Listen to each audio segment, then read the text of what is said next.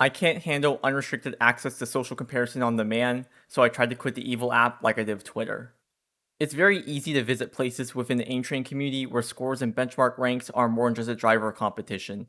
These achievements act as social currency, and it's easy to fall into the trap where performance and self worth are interconnected. I did not avoid this trap entirely, as I would usually be upset when I looked at the placement and position of my scores compared to my friends.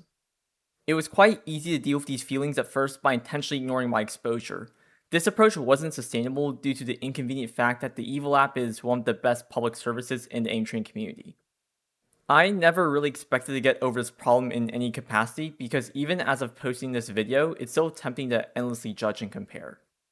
In this video, I want to talk about how I let comparison take away my joy and the steps I took to forcefully take it back. Figuratively. I didn't throw elbows at evil. I think the obvious joke that people make is that comparison is fun when you get to place yourself above other people. This would happen quite a bit as I improved, but eventually the rush would end. I would mentally crash and all of the problems that I experienced would be even worse. I was consistently looking for the next hit of not being disgusted with myself. I didn't think this cycle was really obvious in the moment. In hindsight, I would avoid challenges in an unhealthy manner. I would avoid playing benchmarks in categories I wasn't good at. I would choose to play easier benchmarks over more difficult versions that would push me more. I would avoid pushing for ranks that I didn't know I could already achieve. Focusing on maintaining an image wasn't really conducive to improvement or happiness. Honestly, I don't really think I ever shifted away from these ideas by working through my own thoughts alone. Realistically, I just end up hiding from the problem for an unhealthy amount of time. At some point, I would socialize to keep the thoughts away, and I eventually made friends within the Aim community. Things are usually better with a friend, such as poring over details about scores, debating whether the benchmarks we played were accurate indicators of skill, what scores we liked, etc. The devil is usually in the details, but there was surprisingly little evil to be found.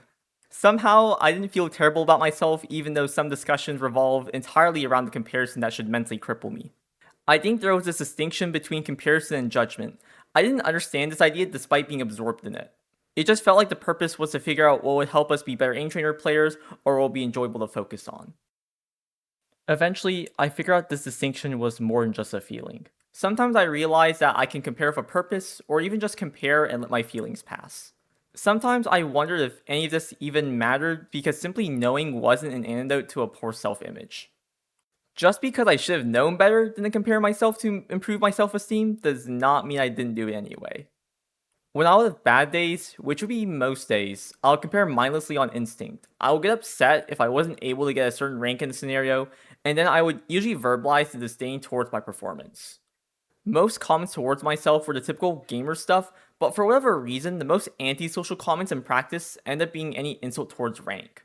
I remember that I had a particularly bad day and described my own voltaic rank as piss low. I learned through a mutual friend that this comment ended up making other people, even higher level players, insecure. I remember I was genuinely shocked at these reactions. I was genuinely shocked because I realized that the way I expressed my discontent was completely disconnected from how I viewed others. There wasn't really a rational reason as to why this instant made me reflect on my own self-image more than usual. I want to say it was because of how my own internal voice was now affecting others in the exact way that I was upset about.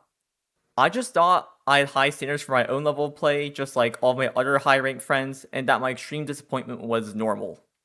I asked them for help, but they were very adamant that I was being unreasonable and that I need to chill. I didn't really understand at first. It took me a bit, but I realized I could start from the fact that I wouldn't make fun of someone else for being a lower rank than what I thought was good. I started to put the pieces together very quickly after realizing I had the most unreasonable standard of all, a double standard. The same tools I used to develop the standard were the same tools I used to deal with it. I wouldn't make fun of someone for being one rank lower than me, or for being one score off a rank for the benchmark, or for being 1 point under the score requirement for a rank threshold. So why would I make fun of myself for those things? I don't have to love my scores, but a score is a score. I think trying to pretend otherwise seems quite silly. I guess after all of this thinking, I can say that now I'm more okay with myself, at least as an aim trainer player. Thanks for listening to my story about how I dealt with comparison issues, at least within the oddly specific context of aim training.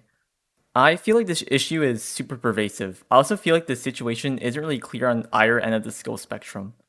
It's easy to imagine that achieving a dream of being hired skilled would alleviate self-esteem issues.